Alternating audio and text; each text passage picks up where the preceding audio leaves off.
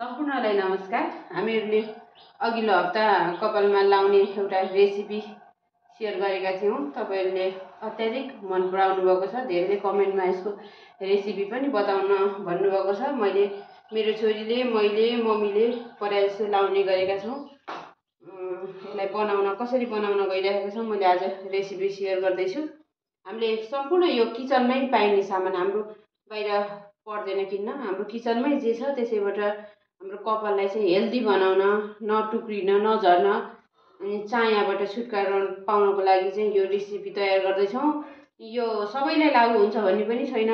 छालाको प्रकृति, कपालको अवस्था हेरेर चाहिँ कसैलाई राम्रो पनि हुनसक्छ, कसैलाई सुट नगर्न नि सक्छ। सुट गर्नेले युज गर्ने, सुट नगर्नेले नगर्ने। सर्वप्रथम पानी बसाल्दैछु म। यसमा चाहिँ तपाईको यसलाई चाहिँ आलस भन्छ। यो आलसले चाहिँ एकदम राम्रो गर्छ। यो आलस चाहिँ कपालमा मात्रै नभएर मुखमा लगाउँदा, खाँदा पनि यसले स्वास्थ्यमा एकदम राम्रो गर्ने भएको भएर हामीले 3 चम्चा आलस राखेका छौँ। एउटा प्याजको टुक्रा काटेर राखेका छौँ। अनि अदुवा। अनि यो कसैले यो कागतीले कपाल टुक्रिन्छ भन्नुको छ, टुक्रिन नि सक्छ, तर यसले चाहिँ चायालाई चाहिँ राम्रो काम गर्ने भएको भएर मैले धेरै राखेको छैन। अलिकति कागतीको रस पनि राखेको छु। मेथी यो भिजाएर राख्दा पनि हुन्छ। थोरै मात्रामा मैले मेथी पनि यसमा बोइल गर्न राखेको छु।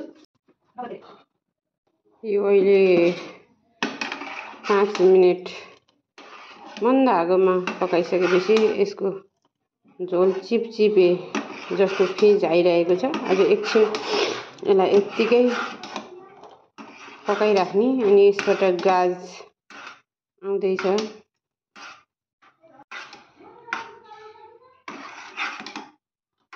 ल हेर्नुस्, पकाइसकेपछि हाम्रो यो लेप यस्तो भयो। आलसको चिप्ले पन आउँछ।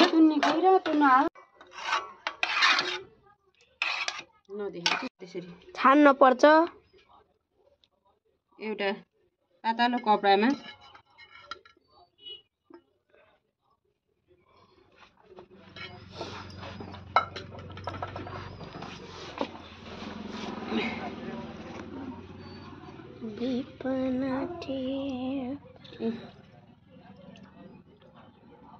ल हेर्नुहोस्, यसरी निस्किन्छ यो स्लाइमी लिक्विड।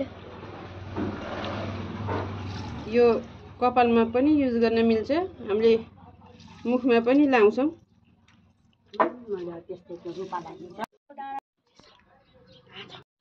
यसमा हामीले घरको प्योर तोरीको तेल पनि राखेका छौँ। धेरै राख्न पर्दैन। अहिले यसलाई फिट्ने मजाले।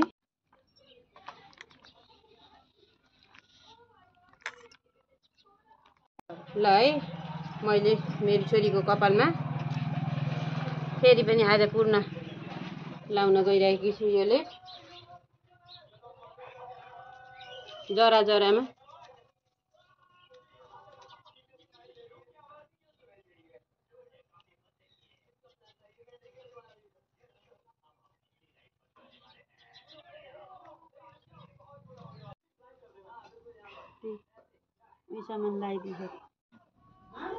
हामीले यसलाई चाहिँ कपडाले कि त प्लास्टिकले बेर राख्न पर्छ। जति बेरसम्म यो चाहिँ सुक्दैन, साह्रो हुन्न, त्यति बेरसम्म हामी चाहिँ यस्तै गरेर राख्नुपर्ने हुन्छ। ल है, हाम्रो नानीको नुहाइसकेपछि यस्तो कपाल छ। मैले नानीलाई प्रायः जसो त्यही नै लगाइदिइराखेको छु। यसले चाहिँ कपाल राम्रो बनाउँछ, चाया जान्छ, स्मुथ हुन्छ। सबैले एकचोटि प्रयोग गर्नु होला। फेरि कसैलाई सुट नहुन सक्छ, सुट नभएमा प्रयोग नगर्नु होला। सुट भएमा चाहिँ हप्तामा एकचोटि नभए 15 दिनमा एकचोटि प्रयोग गर्नु होला। मन परे लाइक, कमेन्ट, सेयर गरिदिनु होला। हस् त।